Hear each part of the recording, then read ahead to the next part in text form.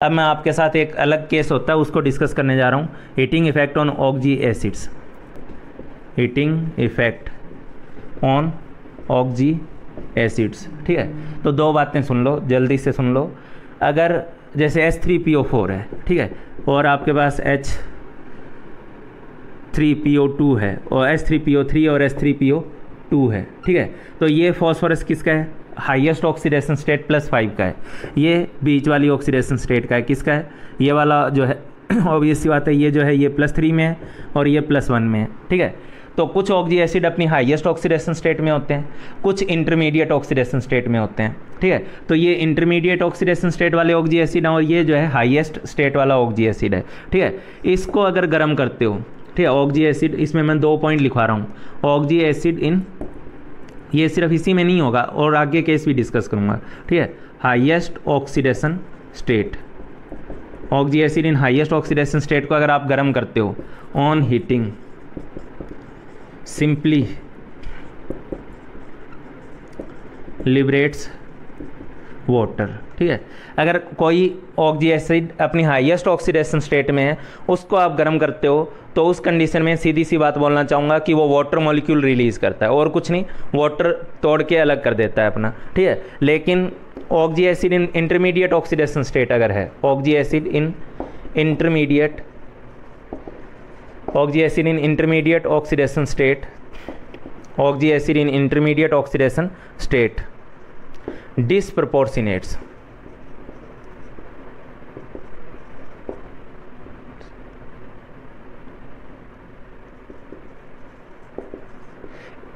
अगर oxy acid intermediate oxidation state का है तो वो डिसप्रपोर्शनेट करेगा गर्म करने पर।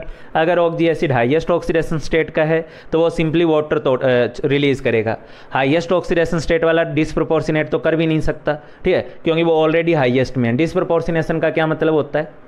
डिसप्रपोर्शनेशन का मतलब होता है कि एक मतलब वो सेम एलिमेंट जो है वो ऑक्सीडाइज होगा, सेम रिड्यूस होगा।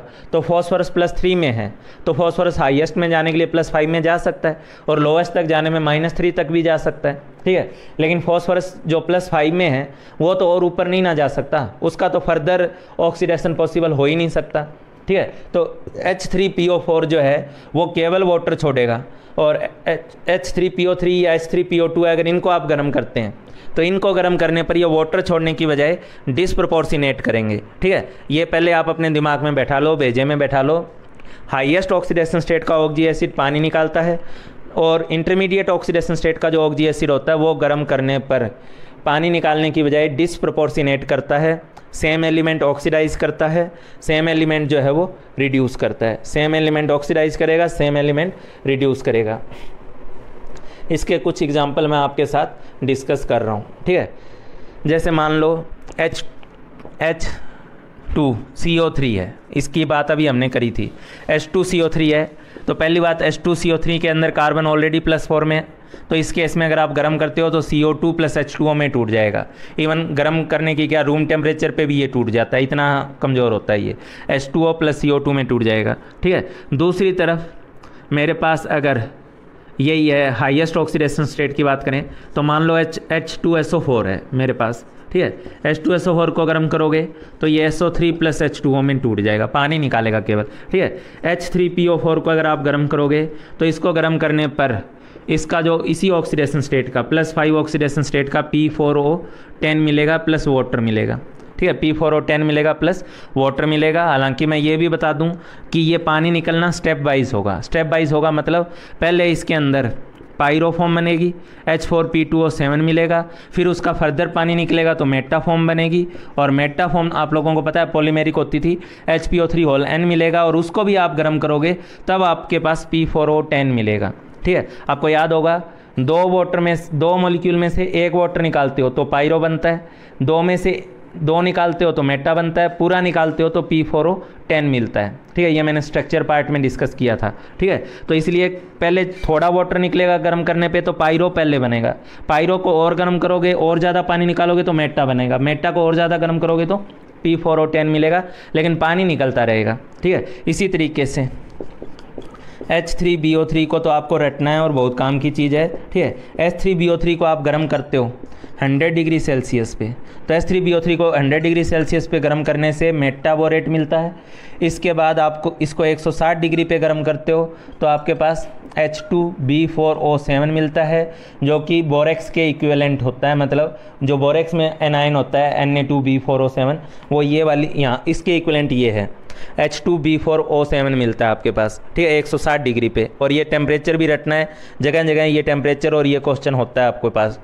रेड हॉट गर्म करोगे इसे, ठीक है, कितना गर्म कर दोगे, बिल्कुल एक्सट्रीम लेवल पे गर्म कर दोगे। रेड हॉट गर्म कर दोगे तो वो सारा पानी निकल करके ये B2O3 में बदल गया, ये CO2 में बदला, ये SO3 में बदला, ये P4O10 में बदला।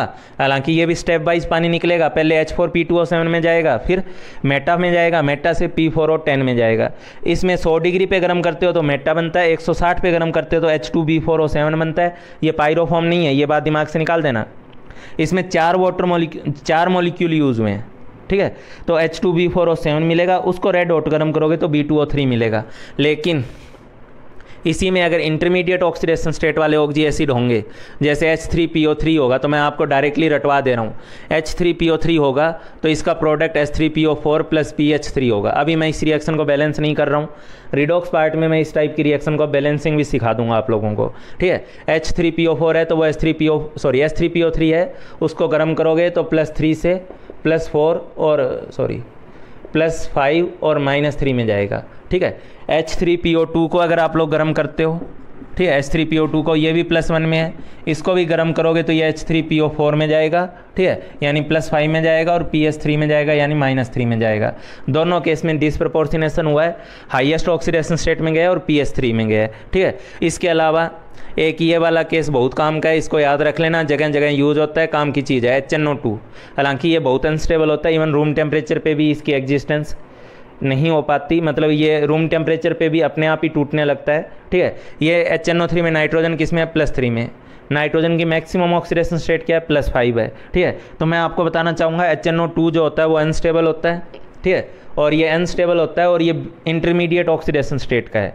तो ये इंटरमीडिएट वाला भी डिसप्रपोर्शनेट करता है। ये मैं जल्दबाजी में आज के लेक्चर में हीटिंग इफेक्ट ख़त्म करना है मुझे, तो मैं इसको ख़त्म कर रहा हूँ। HNO2 में बीच का इंटरमीडिएट स्टेट का ऑक्सी एसिड है ये, इसको आप जब गर्म करोगे तो ये हाईएस्ट में चला गया, HNO3 में चला गया, ठीक है। लेकिन HNO3 में चला गया और यही रिड्यूस भी होगा, ठीक है, लेकिन रिड्यूस होगा ये NO में, ठीक है। तो HNO3 बनेगा +NO बनेगा, मतलब +3 से ये +2 में भी जाएगा और +5 में भी जाएगा। बैलेंसिंग मैं नहीं करवा रहा हूँ, रिडॉक्स पार्ट की बैलेंसिंग मैं एक जगह करवा दूंगा, अभी फालतू में टाइम टेकिंग सिचुएशन नहीं जनरेट करना चाह रहा। तो HNO2 गर्म किया, HNO3 + NO मिला आप लोगों के पास। उसी तरीके से अगर मैं यहाँ पे ये HClO3 ले लेता हूँ तो ये HClO4 में जाता है, ये क्लोरीन +3 में है, ठीक है, +5 में है, +5 में, ये +7 में जाता है, और एक तरफ ये ClO2 यानी +4 में जाता है।